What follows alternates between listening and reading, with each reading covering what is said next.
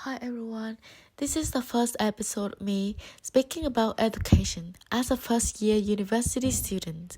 I am currently studying Bachelor of Education at Deakin University. This podcast is talking about traditionalism and progressivism in education.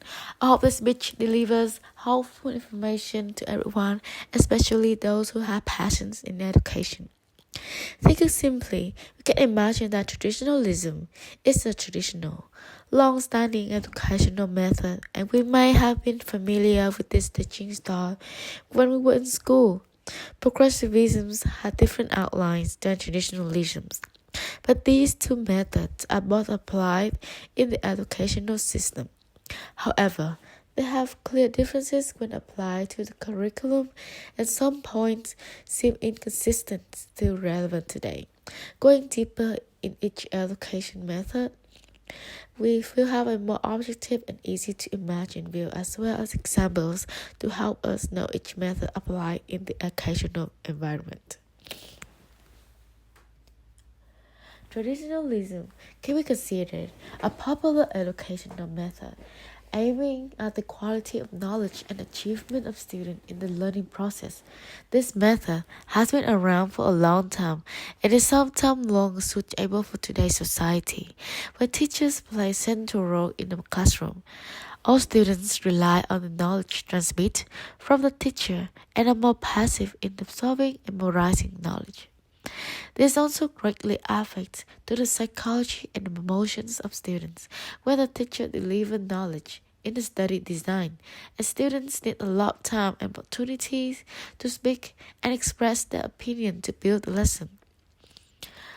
Unilateral teacher authority in a passive curriculum arose in many students a variety of negative emotions: self-doubt, hostility, resentment, boredom, indignation, cynicism, disrespect, frustration, the desire to escape are negative emotions student has to face. We cannot deny the benefits that this method brings, such as the knowledge students need to equip before moving to a higher level of education or the academic achievement. However, society is increasingly developing and education needs more innovation, providing more opportunities for students to have the opportunity to build more classrooms and bring a sense of closeness between teachers and students. Progressivism focuses on mental and physical development and focuses a lot on critical thinking. Students are encouraged to speak up and give opinions, and the outcome is not the deciding factor each time. Additionally, students are put at the center of the classroom, giving opinion and wonder about what they have learned, and the teacher's role, and one who answers questions instead of spreading a class session instead of making a class as the teaching lessons. In Catherine Denvey's article, she also affirmed that teenagers need to focus on teenagers. Students are told that they need to develop comprehensively and should not be pushed by external factors as well as an arranged framework and responsibilities imposed by parents and teachers.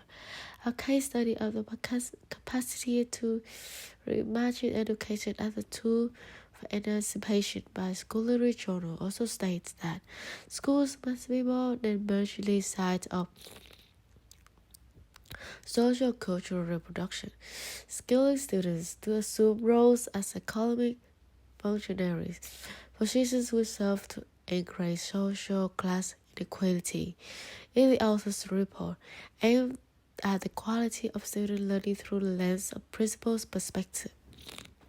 A principal says success is a whole lot of different things depending on. This shows innovation in the educational orientation of the principal, promoting thinking, physical and mental development. Each individual student's personal interests and academic performance are not the key determining factors in a student's future or fate. Author John Denvey also believes that education is a process of living and not a preparation of future living, expressing the principal's consensus on this teaching method. Traditionalism clearly shows the gap between teachers and students, while progressivism is the companionship and beauty of lessons between teachers and students.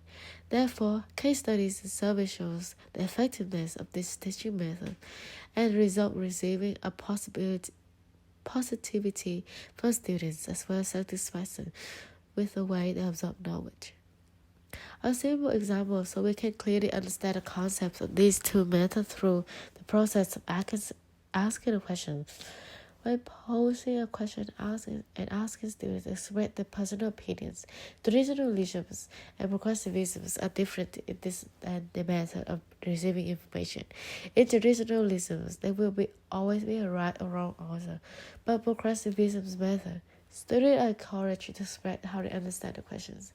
A question will have many answers, and the teacher styles will be summarize the answer and decide which way is the better. Besides, the way these two methods operate in the classroom also has differences. In traditionalism, the teacher is an important factor, the one who composes and teach students based on the study design, and the student's responsibility is to absorb knowledge and remember their lessons. On the contrary, the learning culture in progressivism puts students at the center. They are the ones who inquire, wonder, and ask questions. The student is the one who begins the lesson, and the teacher's responsibility here is to answer questions, as well as convey knowledge based on understanding and answer students' questions. In summary, the two learning methods I mentioned both bring certain benefits in teaching. However, we can see that progressivism is most suitable for today's society due to its flexibility in teaching and bringing a sense of comfort in building students' lesson, eliminating the gap between student and teacher. Traditionalism is characterized by a teaching method that focuses on the quality of learning and student achievement. This tradition helps them tend to follow rules and quite stereotypical, no longer suitable compared to traditional teaching methods. The pace of social development requires reform education, and knowledge is no longer the only key to success. Thank you for listening to my episode today. I hope the information I've delivered helps you have an insight and understanding some aspects related to education.